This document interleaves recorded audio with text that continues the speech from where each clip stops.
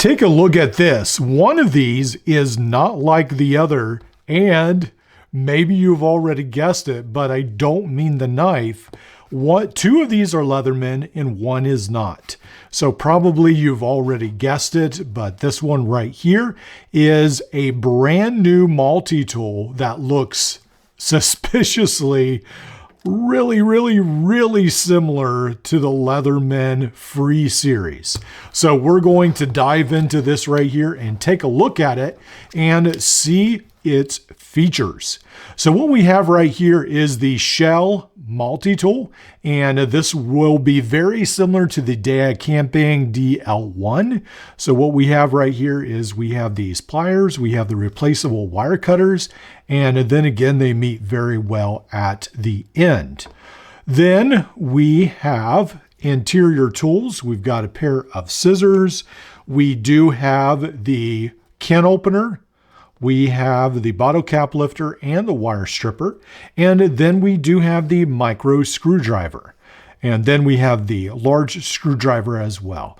Now, if this is anything like the Daiya Camping DL1, this one is a little fragile. In every multi-tool I've ever seen, these are pretty fragile. So just be aware of that. And then this looks like a very nice, almost more like a pry bar screwdriver. And then we have the scissors. So let's go ahead and first up, test out the scissors on some paracord.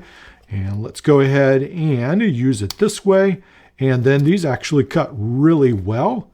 Go ahead and there we go. Yeah, so they seem to actually slice through very well, and pretty good job with those. Very good job, actually.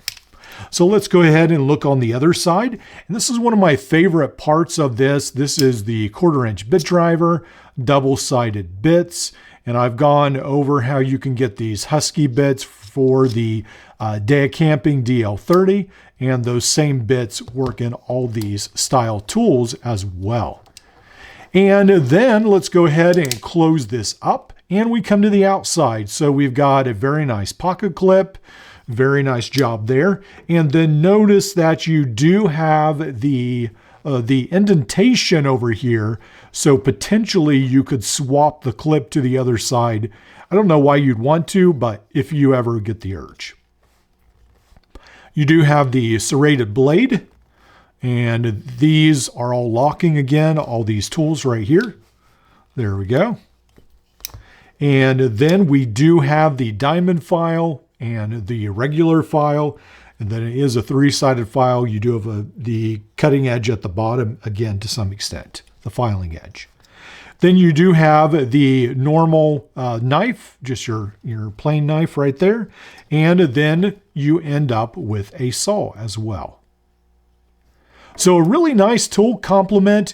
The only thing that I can tell is different from the DL1, Daiya Camping, is it doesn't have outside scissors. So you do get to keep, let's see, let's bring the Daiya Camping right in here. So you do get to keep the file. So the Daiya Camping does not have the file. It replaces that with the scissors. So on this model right here, you get the file. So I guess the big news about this is the price, and then it's, how it's made right here. So it looks very similar to the Free Series. Almost identical. It's really hard almost to distinguish them. Pretty close. So what we have right here is essentially a free wave almost. It's like a clone between the two.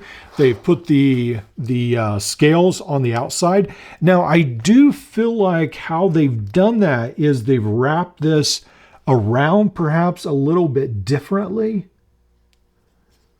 So I almost feel like you do have perhaps the potential of maybe a little bit more of a hot spot on this because of how they did it. But I mean, it doesn't seem too bad. I was carrying this with me today and pretty impressed with it. Right here, you can see, I guess that's where I was talking about. It does seem like they almost wrap this around a little bit. So it's got this edge, and then it almost looks like it's been wrapped around. So let's go ahead and take a look at like the Multiforce, and let's see if that's the same way. So the Ozark Trail Multiforce, this right here is rounded right here, whereas in this right here you've got more of a square. It's almost like they added an extra piece of metal on the outside.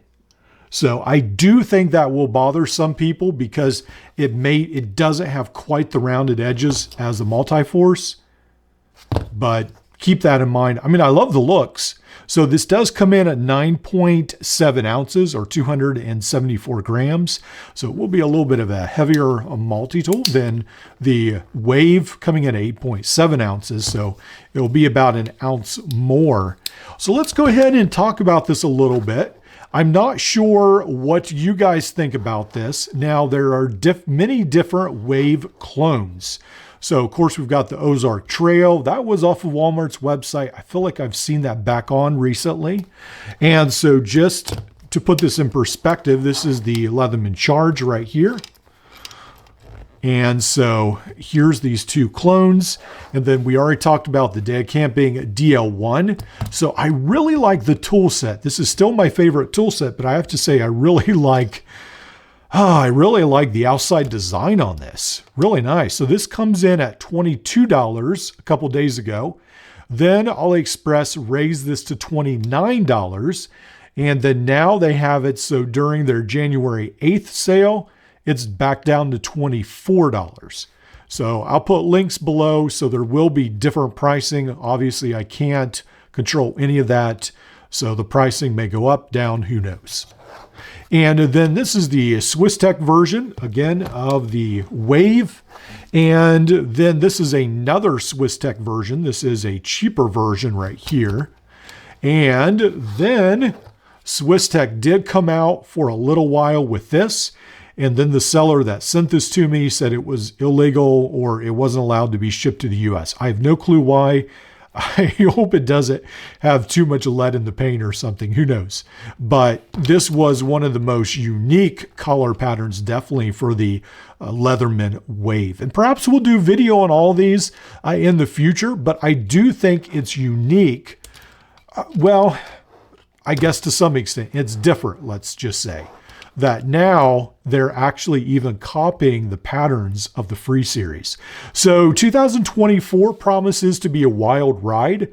I have no clue what we'll see overseas. I feel like that will be the most interesting because Gerber and Leatherman and some of these other brands, they hardly release any new multi-tools, 1 or 2 a year.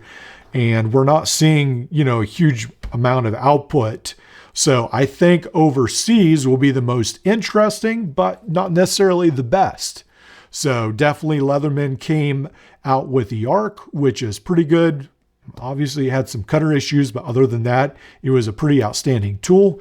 So we'll see what's going on. So let me know in the comments below what you think about this tool. Does it have promise? Does this excite you? Is this interesting or not?